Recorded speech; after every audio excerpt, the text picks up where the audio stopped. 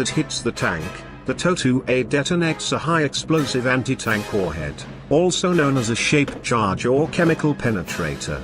Conventional projectiles rely on kinetic energy, a combination of speed and mass, to pierce armor.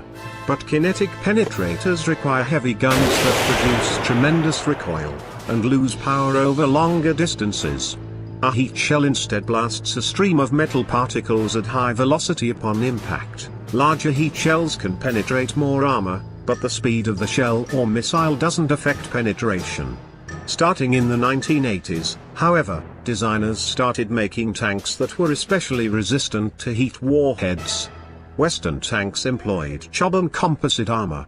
Soviet anti-tank missiles had as much effect on new Abrams and Challenger tanks in the Gulf War as spitballs on a hippo. Russian designs, on the other hand, employed explosive reactive armor, bricks of explosives that detonate at a missile's approach, tripping the heat warhead's jet before it gets close enough to the tank. ERA is a bit more finicky than Chobham armor, but cheaper and lighter weight. ERA had the potential to ruin the TOW's whole shtick. Thus, the TOW-A has a tandem charge, 2 warheads, one in front to prematurely detonate the explosive reactive armor, and a second to follow through the hole and actually pierce the tank armor. Most of the deadlier infantry anti-tank weapons today, like the RPG-29, the AT-14 and the Javelin, employ a tandem charge. Still, a tandem charge isn't foolproof. So consider now the TOW-B and TOW-B Aero. The latter has a longer range of 4.5 kilometers. These ditch the wired system for wireless guidance using a stealth frequency, still potentially vulnerable to jamming, but at least the operator isn't literally tethered to the missile. The TOW-B can pull off a fancy move, rearing up into the sky as it nears the target so it can blast 2 explosively formed penetrators downwards into the target. This is highly effective because top armor on tanks is notoriously thin. A wireless version of the TOW-A is also available. Embarrassing debuts aside, the T-14 looks like it has far superior defensive features compared to its predecessors. Like a Victorian lady, the Armata comes with layers of defensive petticoats designed to ward off unwelcome attention. First of all, there is the Afghanit's active protection system, which boasts both hard and soft kill capabilities, set in motion by 4 or 5 advanced millimeter wavelength ASA radar panels covering every aspect of the tank, providing warning of approaching projectiles. Soft kill defenses seek to coyly misdirect missiles. 4 multispectral smoke grenade dischargers can launch countermeasures that not only visually shroud the tank, but also mask the vehicle's infrared signature and block targeting lasers and radars. The optically guided TOW doesn't care about the latter, but if the operator can't see the tank then there's a better chance of missing, especially if the tank moves. The countermeasures also work in theory against top attack missiles, particularly if they aren't manually guided like the TOW.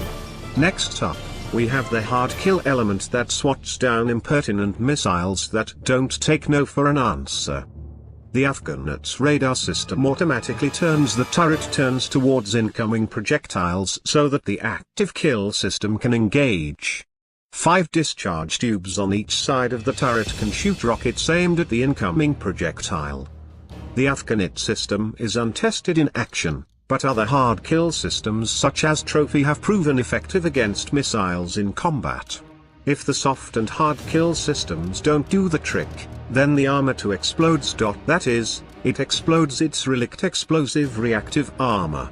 The Armata's radar times the detonation of an reactive armor brick just before the enemy missile or shell hits, supposedly well enough in advance to neutralize tandem charge warheads. Is that how things would actually work? Only one way: find out. Rebels in Syria captured footage of a Syrian T-90 tank appearing to survive the impact of a TOW missile thanks to its older Contact 5 explosive reactive armor. What if our stalwart TOW missile manages to evade all of these defenses? Will it manage to pierce its way into the Armata's armored heart? In terms of conventional armor, the Armata is still believed to be a slightly less well-protected than an M1A2 Abrams or Leopard 2, judging by its weight of around 50 to 60 tons. For comparison, An M1 weighs 70 tons. A maximum thickness of 1,200 mm to 1,400 mm RHA equivalent versus heat warheads has been claimed in Russian sources for the ceramic armor plates. So, how good are the TOW-A's chances?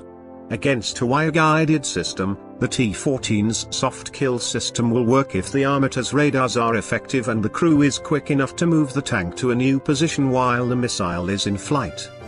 The active kill system, however, might have a good chances of taking out the missile if it's as good as it's cracked up to be. Relict era will likely further complicate the missile's chances of penetrating. Even without that, whether the TOW-A's shaped charge can penetrate the